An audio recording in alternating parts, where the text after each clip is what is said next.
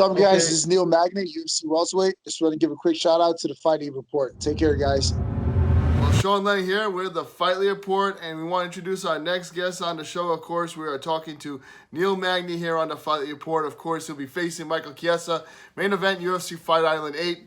Check it out Wednesday, January 20th at ESPN Plus. Trains at Elevation Fight Team in Colorado. And 3-fight winning streak after defeating Robbie Lawler last summer. And we appreciate you taking time on the show, Neil. Obviously, big win for you over Robbie Lawler, the former legend. The former UFC Welterweight Champion, big legend, dominating him all those rounds, all 5 rounds. How do you think that has propelled you in your career? Man, that fight was a great win for me just mentally. Robbie Lawler is a guy who I started my career training with. I remember days being 19, 20 years old, being in the gym, sparring against Robbie Lawler. At the time, he was a middleweight fighting for Strikeforce, and he would get the best of me over and over and over again. And for me, mentally, I was like, you know what? When I can start doing well against Robbie Lawler in the gym, that's when I know I'm ready to go pro and pursue my career as a professional fighter. So early on, like he was the guy who I looked up to and trained with for a while. So to be able to fight him over 10 years later and get the victory in a dominant fashion like I did, I felt great. I felt like I did the right things over the years and it all paid off the way it's supposed to. Yeah, talk again about the opportunity to be in the main event. This time against Michael Chiesa, who's also on the 3-fight win streak. As yourself, since he came up to 170 pounds, he's been doing well. Did you have your eye on him, leading up to this fight as a potential opponent? Yeah, when he first came up to welterweight, I was kind of like, oh, good for him. He looked pretty impressed with his first fight there. And then he went on to win 2 more fights against guys who I fought against in recent years as well. And he looked pretty impressive. So to be undefeated at welterweight and beat two foreign opponents that I faced, I definitely have my eyes on him. I definitely saw him as being his potential opponent and a potential guy who could stand in the way and become a UFC champion. So definitely have my eyes on Chiesa for a while now. So the fact that this fight is finally happening and it's come through, I feel like it's good timing and it's a perfect opportunity to go out there and shine.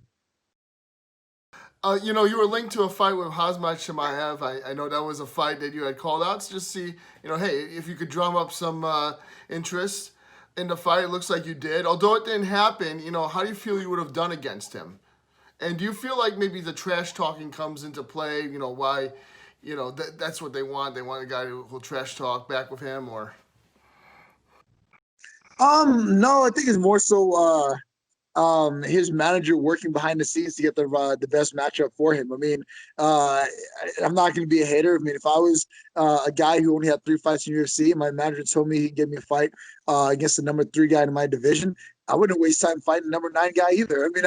I'd hold out by any means and avoid the ass whooping that I was ready to give him and wait and take my chances against the number 3 guy. So at the end of the day, I definitely do accept it for what it is as far as his management, his coaches finding him the easiest route to him to get to the top of the division. So I can't necessarily fault that at all.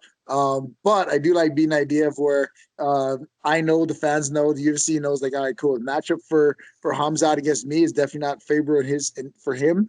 So let's avoid that by all means necessary. So I'll take that pat on the back and move forward. But overall, I wasn't dissatisfied with his decision at all. And now fighting frequently in 2020, you were inactive for most, all of 2019. How do you be able to fight during such an unpredictable time? Do you feel like you're just managing to get back in the swing of things, get these fights out of the way, and keep climbing those rankings? Yeah, it feels great. I literally hit the ground running in 2020. So to be able to start 2021 fighting early in January like I am now, I feel like it just sets the stage for me to go out there and have a pretty successful 2021 as well. Having that long layoff, it definitely made me a little bit more motivated, a little bit more eager to get out there and do my thing. So to be able to get these opportunities lined up for early 2021, I'm just ready to take full advantage of it and set myself up for a pretty big year. Definitely. And congratulations on becoming a father, by the way, as well. Oh, thank you, dude. That was one of the best parts about 2020. It's unfortunate I missed his first birthday, but the good side is when I get back on the 22nd, 23rd, I can just throw a birthday party for him then, take some photos, and he won't know the difference. Definitely. Yeah, you've named yourself a comeback fighter of the year. You know, since going on this 3-fight win streak, you came back from that knockout loss in 2018, and you've addressed the USADA problems. You know, hopefully it's lead to them changing their policies as well.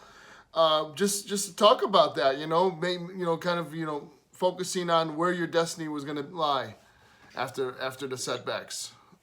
Yeah, I mean, this is on the thing, just kind of focusing on the things that you can't control. Like, I mean, it was unfortunate dealing with the things that I dealt with USADA back in 2019. But at the end of the day, I'm fortunate that because I went through it, other fighters don't have to go through a similar situation where their reputation gets tarnished or they lose out on potential earnings and that kind of thing. So as much as it sucked for me having to go through that part, I'm happy that it changed the landscape of MMA, so to speak, where other fighters won't have to deal with that situation, and it won't happen to anyone else. So I was definitely fortunate for that. But being able to come back and have a 2020 like I did, I mean, man, it's just motivating. I mean, it goes out there, shows what motivated Neil Magny can do. I mean, I went out there and pretty much beat whomever UFC put in front of me.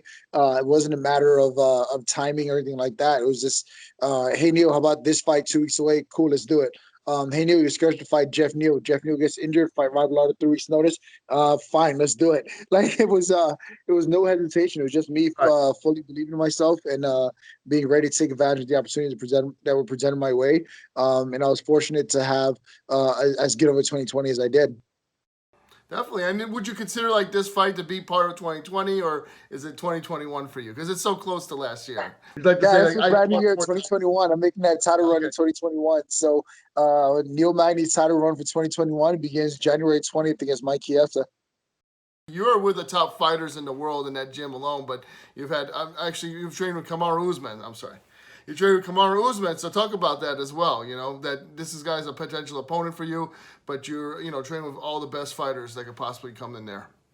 Yeah, I mean, at the end of the day, one of the things that makes our team great is just the idea that we have a bunch of like-minded individuals with big goals in mind. I mean, every one of us who step on that mat, our goal is to make each other better and make the most of all of our careers. So whether it's a guy like Kamaru Usman who holds the UFC title, or a day one guy like some of the new guys on our team, it's definitely a team effort, a group effort in order to get these wins and get these big accomplishments. And there's no way that one can happen without the other. So definitely fortunate for all the players, all the fighters that are involved with our team success, which built off our individual successes. So definitely grateful for all the guys who put in the work day in and day out to help us get ready for our fights to get the recognition that we've gotten last year.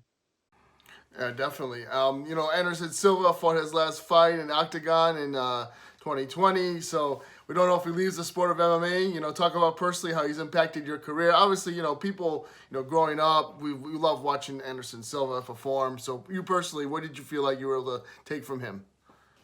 Man, it's just I personally wish I would have seen him go out on top, but at the end of the day, I'm just fortunate for the legacy that he put on the sport. I mean, he set the bar pretty high. I mean, he has some of the best records in UFC as far as the most consecutive title defenses and that kind of thing, and just the way that he pulled it off. I mean, he was able to stay true to himself, be humble throughout the years. He never gave in to like the trash talking and that kind of stuff that tends to be associated with the sport. He kind of always stayed true to himself, always stayed true to his beliefs, and did what he felt was right every single time. So to have a guy like that lead the way for the sport, I mean, I couldn't be happier to kind of pick up where he left off and kind of be able to run with the torch now that he's retired. So we definitely appreciate Anderson Silva and things he's done over the years for the UFC and the sport of MMA as a whole. Definitely. And did you get the chance to witness him live, to watch him fight in person? Yeah, I've been fortunate to watch him fight in person. I got to see him fight at the Barclays Center a few years ago when he fought Derek Brunson. Okay. I was able to be K-side for that fight, and it was an awesome experience. I mean, starting your career watching some of these guys on TV and being able to go to some of the same fight cards that they're fighting on and that kind of thing, it definitely was an honor. Definitely. Talk about in your fight, what can we expect? Obviously, the bar is raised, but it seems like you try to meet it each time. So when you fight Michael Chiesa, how do you feel it's going to go?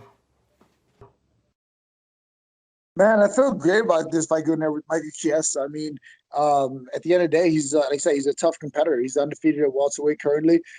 So I kind of like that pressure that it puts on me. I know I can't go in that fight and slouch or slack in any department. So I feel like going against a fight like a guy like Chiesa who's riding this 3-fight win streak, being undefeated at welterweight, it kind of raises the bar for me, and I it's gonna challenge me to go out there and really surpass that bar and do everything I can to be victorious. So I'm excited for his matchup. I mean, he brings a lot of good skill sets to the table. So I'm excited to go out there and perform to my best of my ability and be able to make a run for the title this year because of a dominant win over a guy like Chiesa. We appreciate you taking time to be on the Fight Report, and best of luck to you, Neil, in the future. Anything you'd like to say to the fans, how to follow you, and what they can, obviously you've got a lot going on, and I'm sure we'll see your name in the, pay-per-view headlines one day. Awesome, man. I appreciate it so much, man. It's all the fans around the world. I just appreciate you guys' support over the years, whether it's good, whether it's bad. I just appreciate you guys constantly checking in and encouraging me. Make sure you guys tune in January 20th. It's going to be one of my best performances to date. So make sure you guys don't miss out on it. Excellent. Take care, Neil. We best you best of luck. Everybody check out main event of UFC Fight Island 8, Wednesday, January 20th on ESPN Plus. And we'll hope to see you, back in the HFC one day, doing commentary or being backstage. Obviously, no fans. We can't have that. Hopefully, one day we'll be united. Everybody, the whole crew backstage and stuff. Absolutely, man. Definitely look forward to that again. I appreciate it, Neil. Take care. Best of luck to you. Thank you.